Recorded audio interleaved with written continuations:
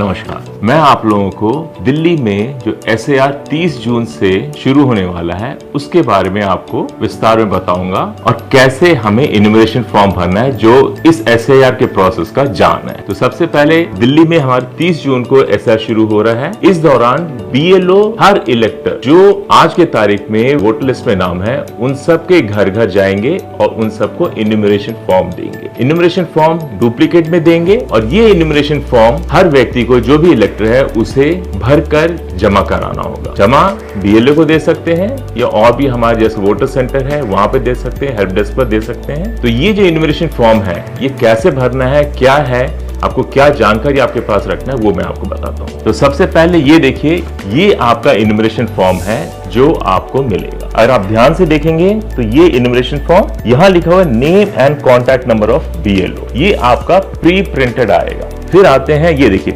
पहला, दूसरा और 3 रो में है।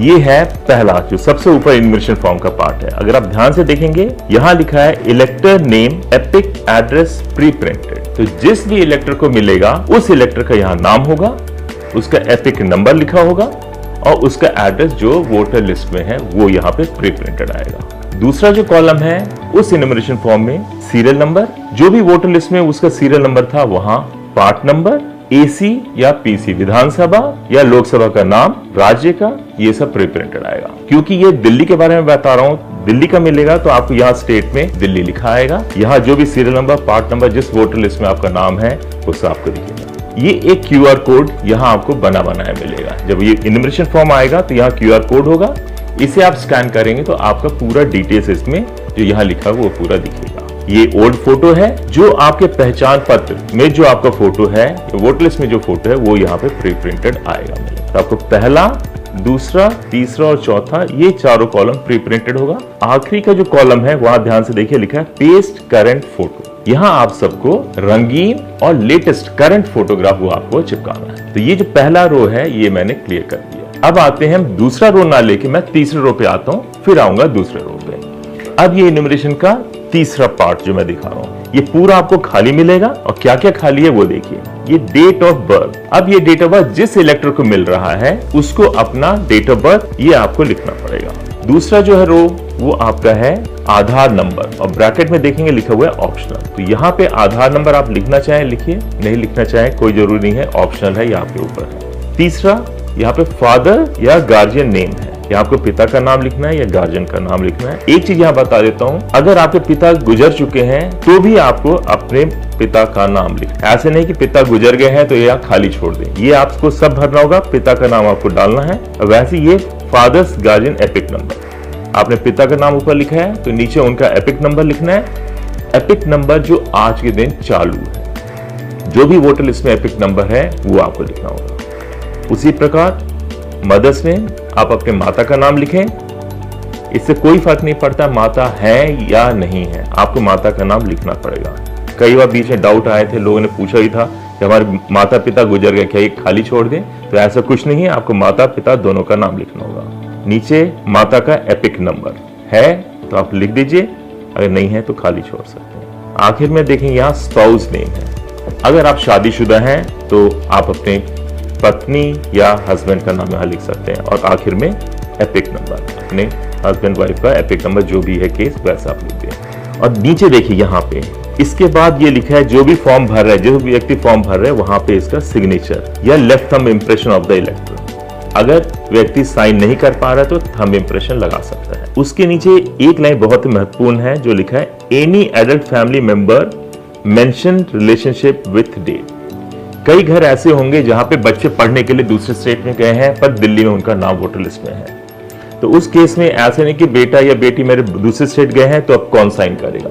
यहाँ क्लियर लिखा हुआ है अगर बच्चे, कोई भी व्यक्ति अगर यहाँ घर पे नहीं मौजूद है तो उस परिवार का एडल्ट फैमिली जो भी रिस्पॉन्सिबल है वो साइन कर सकता है और अपना रिलेशन लिख देगा। अगर मान लीजिए मेरे बच्चे बाहर गए हैं, दिल्ली से बाहर हैं, तो फॉर्म उनका मैं भर दूंगा, मैं साइन लिख दूंगा और मैं लिख दूंगा मैं उनका फादर हूं, अब ये जमा कर दूंगा। तो ये हमारा तीसरा रो है। अब जो सबसे महत्वपूर्ण है सेकंड रो, ये ही पूरा जान है आपके SAR का। अब यहाँ पे लास्ट SAR का डिटेल्स भरना होगा। लेफ्ट कॉलम का देखते हैं और राइट कॉलम का देखते हैं। लेफ्ट कॉलम देखिए, यहाँ पे लिखा है details of elector in the elector roll of the last SIR। अगर मान लीजिए राम सिंह को ये फॉर्म मिला है तो नीचे राम सिंह का ऊपर वाले जो हमने रो देखा था उसमें राम सिंह का नाम होगा, नीचे थर्ड कॉलम में राम सिंह ने अपना पूरे डिटेल्स भरा है।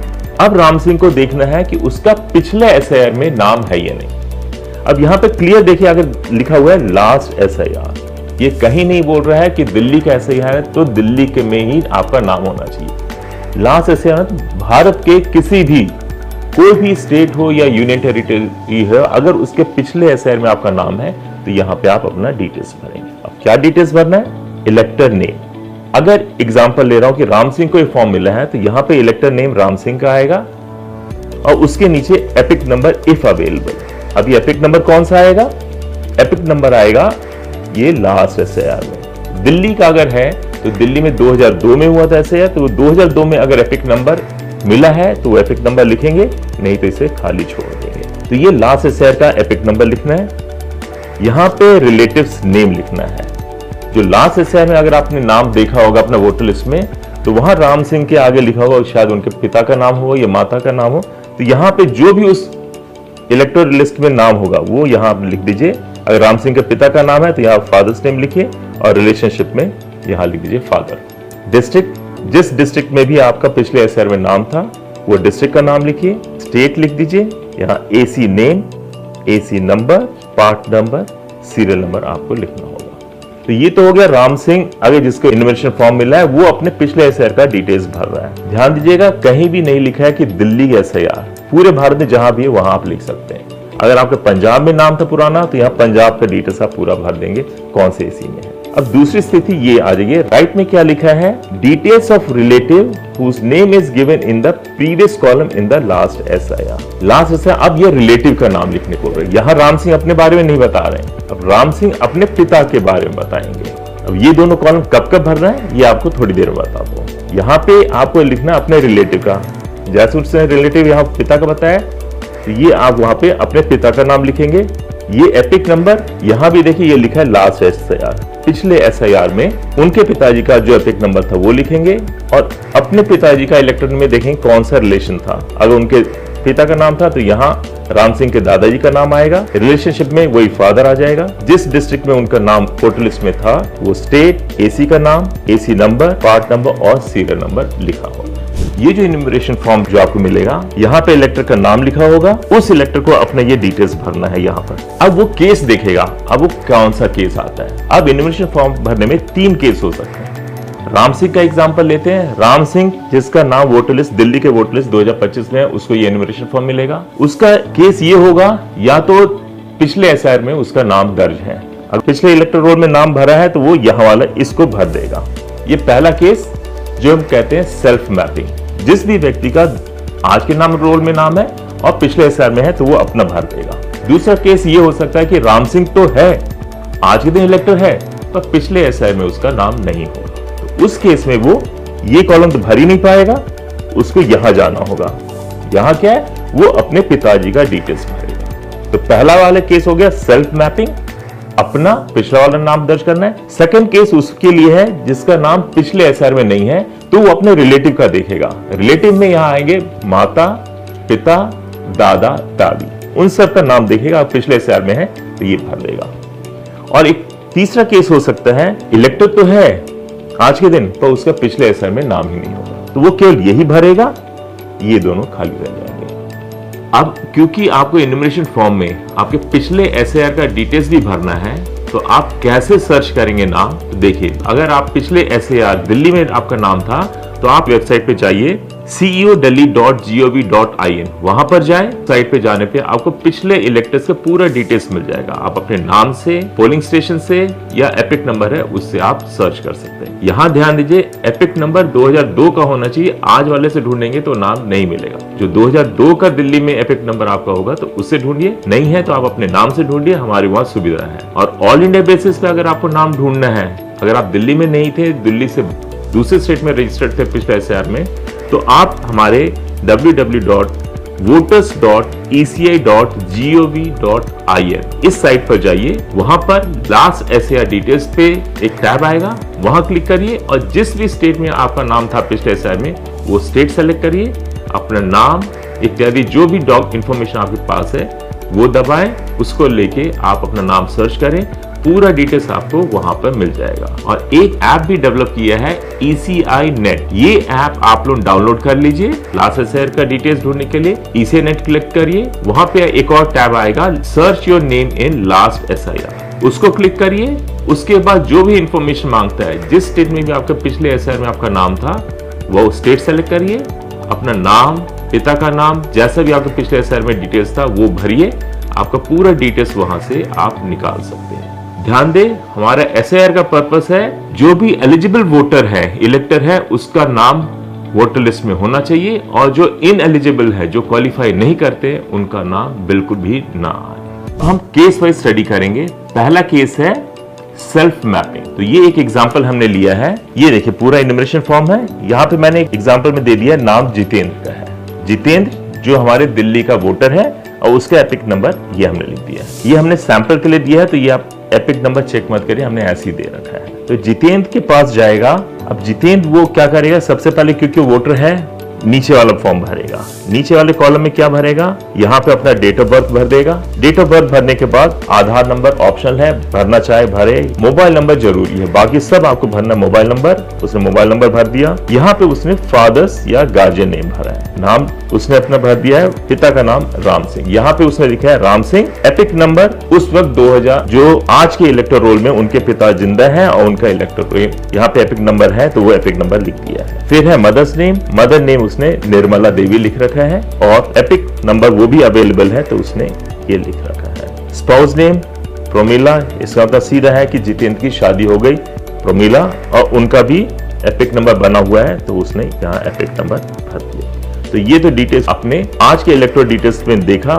मदर, फादर का नाम, मदर का एपिक नंबर था, फादर का एपिक नंबर है, अपनी वाइफ का भी एपिक नंबर, ये उसने भर दिया। अब देखिए केस नंबर 1 में हमने क्या लिखा है, electors name present in 2002 and 2025 elector roll. इसका आज के दिन तो वोटर है ही है, पिछले लास्ट एसआईआर में जो हुआ था वहां पे भी ये वोटर था। तो जैसे वोटर है तो वो अपना यहाँ पे डिटेल्स भरेगा, वो 2002 का डिटेल्स। अब 2002 के डिटेल्स कैसे देखिए, उसने नाम यहाँ अपने ही नाम आएगा, क्योंकि ये इलेक्टर जितेंद्र ही भर रहा है। जितेंद्र का नाम पिछले एसआईआर में था, वो अपना नाम जितेंद्र लिखा है। एपिक नंबर 2002 में उसको एपिक नंबर मिला हुआ था, तो उसने एपिक नंबर भर दिया है। Father name Ram Singh, relationship father, district code नई दिल्ली में उसका वोटर लिस्ट बना हुआ है, वोटर में नाम था, स्टेट दिल्ली है, एसी नेम सरोजनी नगर। तो उस वक्त सरोजनी नगर में वो इलेक्टर रहा है 2002 में, और एसी नंबर 1 है, पार्ट नंबर 201 और सीरियल नंबर 846। तो ये आप कैसे ढूंढेंगे, नाम कैसे ढूंढेंगे या एसी नंबर इसे कैसे, तो एक मेरे पास है, मैं आपको एक सैंपल लेकर आया हूं। ये एक सैंपल है इलेक्टर रोल 2002 असेंबली कॉन्स्टिट्यूएंसी 20 बादली। ये है, यहाँ पे अगर किसी व्यक्ति का नाम है तो देखिए यहाँ पे लिखा है पार्ट नंबर, जो हमें पार्ट नंबर नोट करना था ये इधर लिखा है पार्ट नंबर। एसी नंबर यहाँ बता दिया 20, यहाँ पे आपका लिखा है सीरियल नंबर। अगर कोई भी व्यक्ति, अगर मान लीजिए जैसे ये है प्रशांत, प्रशांत का यहाँ पे सीरियल नंबर 81 है, तो वो सीरियल नंबर 81 लिखेगा। अब उसी के आगे देखिए ये है रिलेशनशिप, रिलेशनशिप वहां एफ लिखा है फादर, और फादर के आगे नाम लिखा है वैद्यनाथ प्रसाद। तो ये अपने प्रशांत ने अपने फादर का नाम वैद्यनाथ और रिलेशन में फादर, ये तो ये जो पिछले रोल का है वो डिटेल्स आपको यहां पर भरना है। तो ये हो गया आपका सेल्फ मैपिंग, जहां पर आपका नाम 2025 के रोल में है, आज के रोल में है, और पिछले लास्ट एसआईआर में है। ये चाहे दिल्ली का केस हो, यूपी हो, पंजाब हो, कहीं भी हो रहा हो, वो ये डिटेल्स भर देगा। तो ये हमारा पहला सेल्फ मैपिंग हो गया। अब आते हैं दूसरे, अगर सेल्फ नहीं प्रोजेनी। यहां देखिए Ram Singh case two elector name not present in 2002। और कई ऐसे भी होंगे जो व्यक्ति 2025 आज के रोल में तो नाम होगा पर उनका पिछला नहीं। जैसे एग्जांपल ले लेते जो 18 साल 2003 के बाद या लास्ट एसआईआर के बाद जो भी 18 साल हुए हैं, उनका नाम कभी भी पिछले एसआईआर में नहीं हो सकता है। तो उस केस में राम सिंह ने अपना यहां तो पूरा डिटेल्स भर दिया, जैसे कि मैंने पिछला बताया था वही चीज है, क्योंकि 18 साल बाद में हुआ है, इसका नाम 2025 में तो है, पिछले में नहीं। अब क्या करेगा वो, अब अपना ना भर के अपने माता पिता का भरेगा। यहां जैसे राम सिंह है, ये डिटेल्स अब वो राम सिंह का भरेगा। अब वही जैसे पिछला लास्ट एसआईआर में जहां भी नाम थे उनके पिताजी का, वो भरेगा। जो हमने देखा है राम सिंह इस वक्त यूपी में, और पिछला जो एसआईआर था वो यूपी में थे, तो उनका एपिक नंबर देखिए UP/045/2000। तो ये कहीं नहीं लिखा है लास्ट एसआईआर का मतलब दिल्ली है। ये यूपी का एक केस दिखा दिया कि दिल्ली से हटके है, तो वहां अपना एपिक नंबर यूपी का भर दिए हैं। रिलेटिव नेम यहाँ बलदेव सिंह। अब ये बलदेव सिंह और जितेंद्र में क्या रिलेशन है? बलदेव सिंह हो गए जितेंद्र के दादाजी, तो राम सिंह इनके पिताजी और राम सिंह के पिताजी बलदेव सिंह, और इन दोनों का रिलेशन यहाँ फादर है। वैसे किस डिस्ट्रिक्ट में? तो सहारनपुर में उसके पिताजी उस वक्त हैं। स्टेट उत्तर प्रदेश हो गया।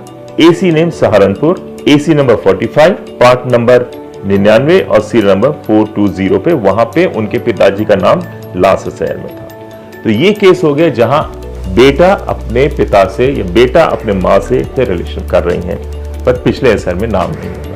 ये केस 2 हो गया प्रोजेनी वाले में। और तीसरा केस है जिसमें नाम ही नहीं हो। कोई भी व्यक्ति, मान लेते एक व्यक्ति है इंडियन फॉरेन सर्विस का, लास्ट एसआईआर जो दिल्ली में हुआ था या कहीं उस दौरान, जब भी लास्ट एसआईआर हुआ किसी स्टेट में, उस दौरान उसकी पोस्टिंग इंडिया से ही बाहर थी। जब इंडिया से बाहर था तो उसका कहीं भी लास्ट एसआईआर में नाम ही नहीं होगा, पर क्योंकि वो रिटायरमेंट या आज के दिन दिल्ली में है तो उनका नाम दिल्ली में तो है। तो एक केस हमने लिया है जो दिल्ली में आज तो इलेक्टर है, पर लास्ट एसआईआर में भारत के किसी भी स्टेट या यूनियन टेरिटरीज में उनका नाम ही नहीं था। वो कैसे भरेंगे? ये केस लिया है इलेक्टर विथ नो मैपिंग। ये नो मैपिंग है। यहाँ पे हमने जितेंद्र को दिखा दिया है। जितेंद्र वही एग्जांपल दिया है, जितेंद्र अपने डिटेल्स भर रहा है, पर यहाँ पिछले एसआईआर में भी अपने आप को लिंक नहीं कर सकता, ना ही उनके माता पिता का भी नाम पिछले एसआईआर में नहीं था। तो वो व्यक्ति केवल अपना डिटेल्स भर के जमा करा देगा।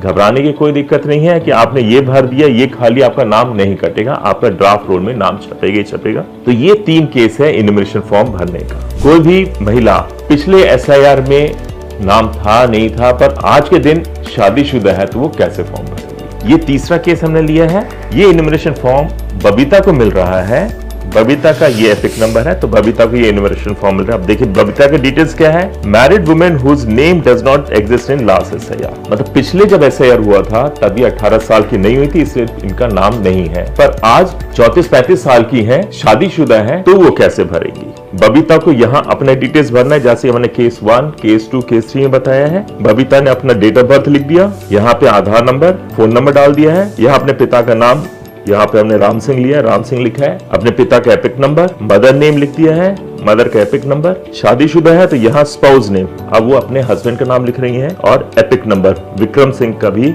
एपिक नंबर है तो उन्होंने एपिक नंबर भर दिया। अब देखिए केस 2 हो सकते हैं, शादी हो गई है या तो उनका नाम पिछले एसआईआर में रहा है, और पिछले एसआईआर में नाम रहा है तो केस 1 में भर सकते हैं। पर क्योंकि हमने जो केस लिया है बबीता की शादी अब हुई है, पिछले एसआईआर में उसका नाम नहीं है, तो वो आ जाएगा प्रोजेनी में। तो ये दोनों कॉलम भरेंगे। अब प्रोजेनी में किसको भरेंगे? यहाँ ध्यान दीजिए, यहाँ पर उनको अपने माता पिता दादा दादी मतलब मायके का डिटेल्स भरना है, ससुराल का नहीं।